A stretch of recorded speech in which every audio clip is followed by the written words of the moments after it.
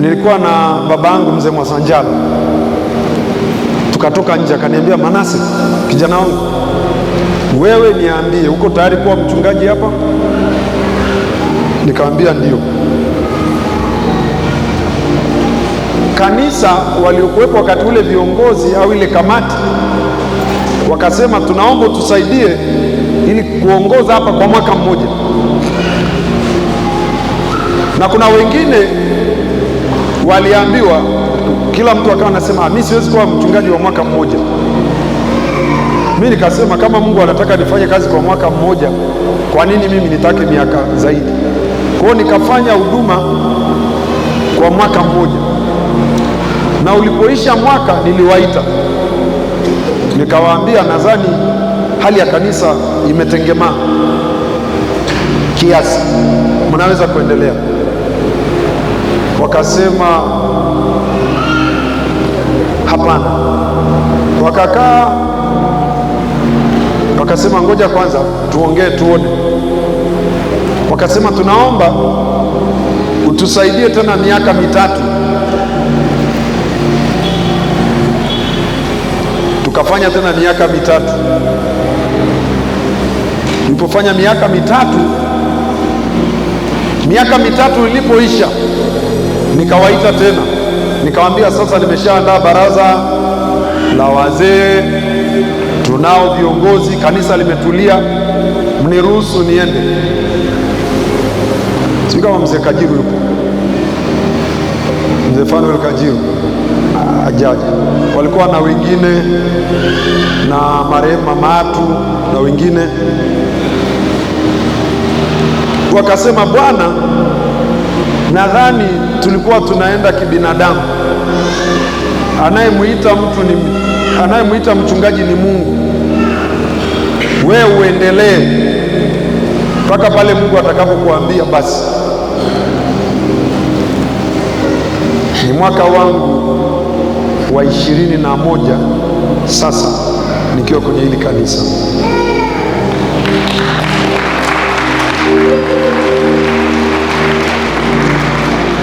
Nikiwa kwenye hili kanisa mwaka 2014, lakini kabla ya hapo tulikuwa tunahudhuria vikao vya dhehebu na huduma mbalimbali.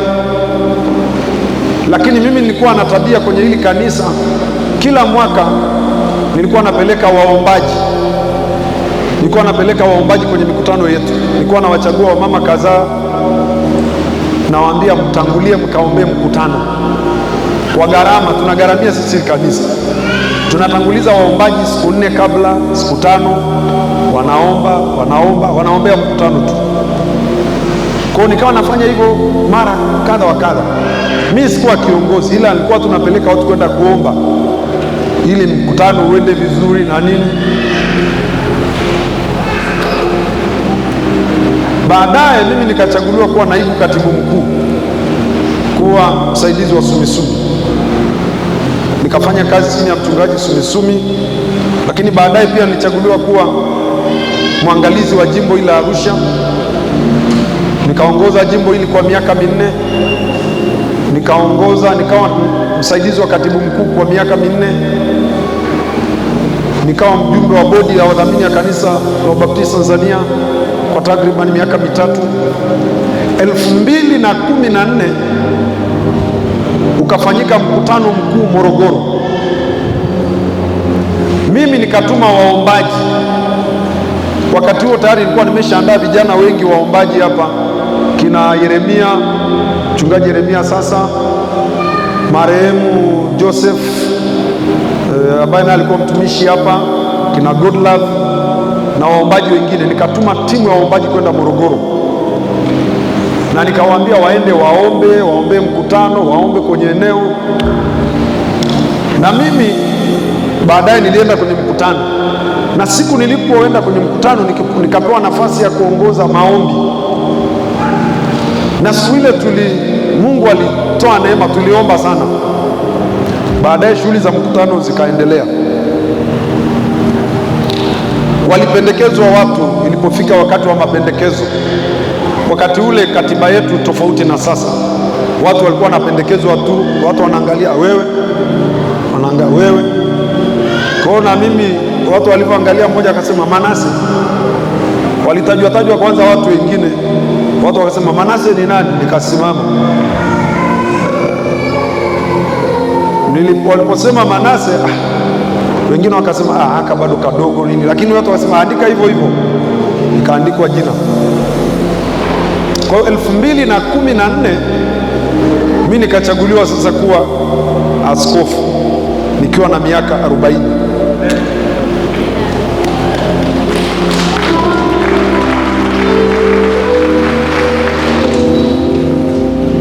Nilipochaguliwa haikuwa rahisi, kwa sababu kwanza nilikuwa, unajua maaskofu mara nyingi wanaanzia miaka 50, 60.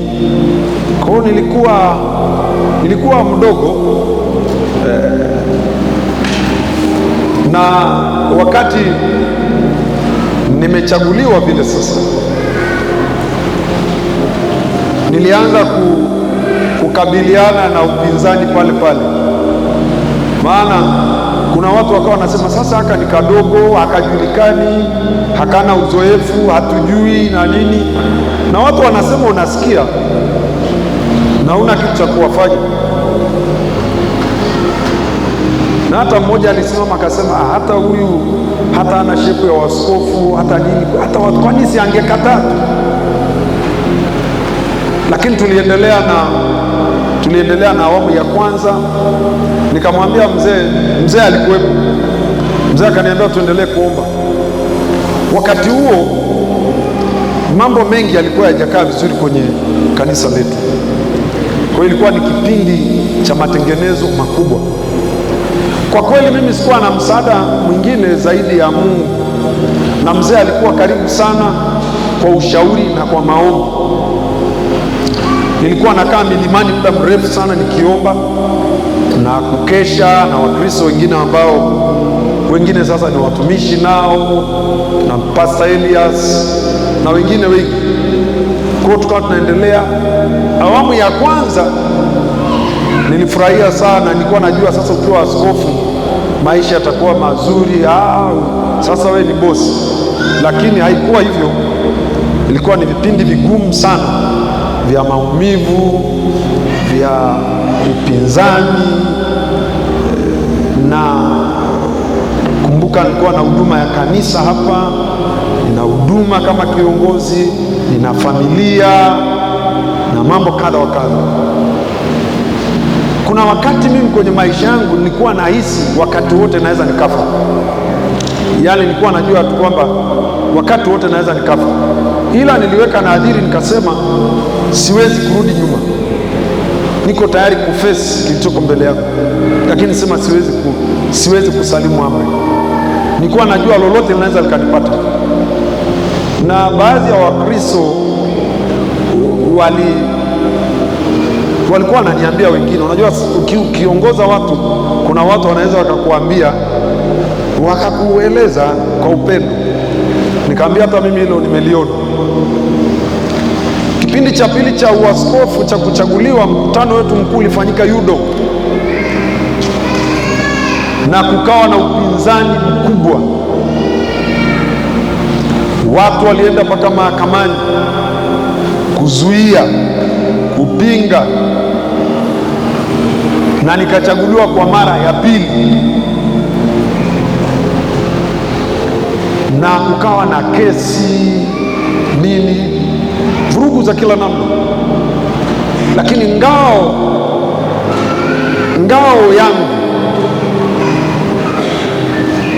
na ushindi wangu ulijikita katika Mungu, katika kuomba na kutafuta uso wa Mungu.